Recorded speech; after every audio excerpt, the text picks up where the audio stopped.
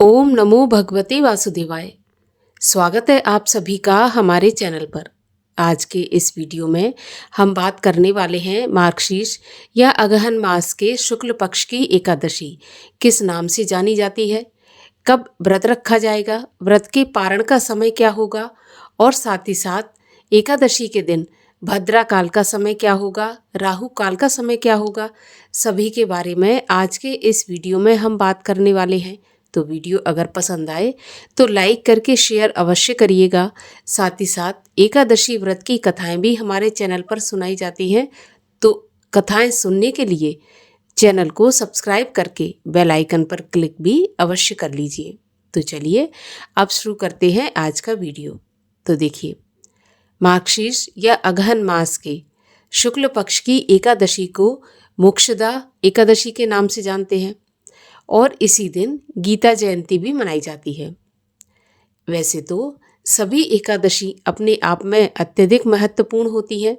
प्रत्येक एकादशी का व्रत सभी को रखना चाहिए, लेकिन मोक्षदा एकादशी, जैसा कि नाम से ही पता चलता है, मोक्ष प्रदान करने वाली, और इस दिन गीता जयंती भी मनाई जाती है। ऐसा माना जाता है कि आज ही के दिन भगवान कृष्ण ने अर्जुन को गीता का उपदेश दिया था, तो गीता जयंती भी इसी दिन मनाई जाती है। मोक्षदा एकादशी का व्रत रखने से मनुष्य के सभी प्रकार के पापों का नाश होता है। ऐसा माना जाता है कि अगर मोक्षदा एकादशी का व्रत करके हमारे पितरों को समर्पित किया जाए तो जो भी पितृ अधोगति में या नीच योनि में पड़े हैं उनका भी मोक्ष हो जाता है।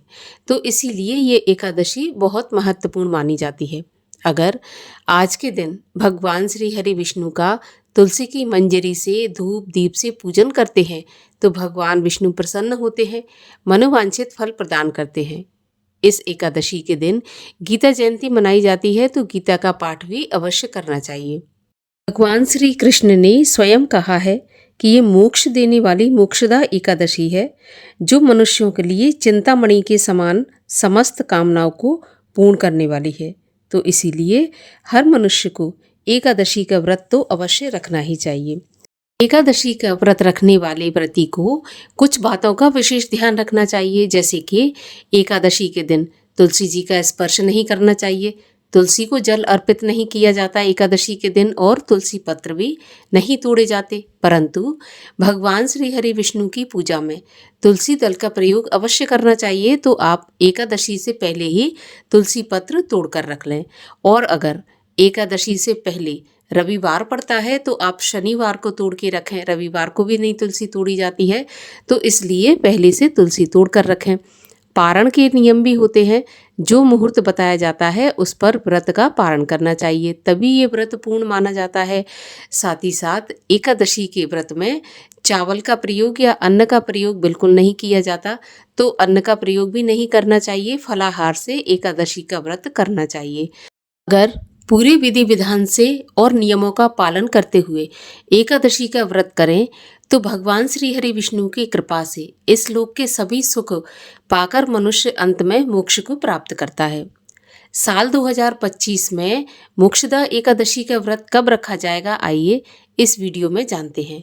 तो देखिए, एकादशी तिथि का प्रारंभ होगा 30 नवंबर रविवार की रात्रि 9:30 से, और एकादशी तिथि समाप्त होगी 1 दिसंबर सोमवार की शाम 7:01 पर।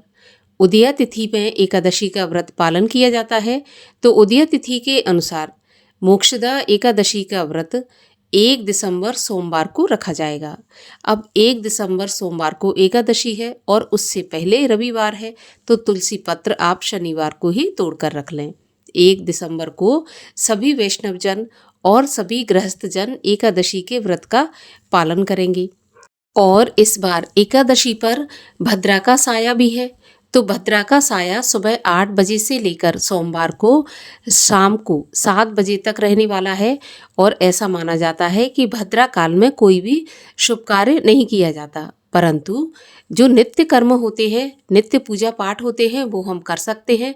उस पर भद्रा का कोई भी प्रभाव नहीं पड़ता है। इसके साथ ही राहु काल का भी विचार किया जाता है, तो राहु काल का समय एकादशी के दिन रहेगा सुबह 7:30 बजे से 9 बजे तक। राहु काल के समय पर भी कोई भी शुभ काम नहीं किया जाता। तो भद्रा काल इस बार, भद्रा का वास पृथ्वी पर है तो ये अशुभ फल देने वाली है। तो इस समय पर कोई भी शुभ काम आप न करें, कोई भी नया काम शुरू नहीं करें, इससे शुभ फल नहीं प्राप्त होता है। अब मोक्षदा एकादशी के व्रत का पारण होगा मंगलवार 2 दिसंबर को सुबह 6:57 से 9:03 तक पारण का शुभ समय रहेगा। पारण करने से पहले आप दान दक्षिणा ब्राह्मण भोजन अवश्य कराएं। उसके बाद ही अपने व्रत का पारण तुलसी दल से, तुलसी मिश्रित जल से, गंगा जल से, दूध से या फिर शुद्ध एवं सात्विक भोजन से करें।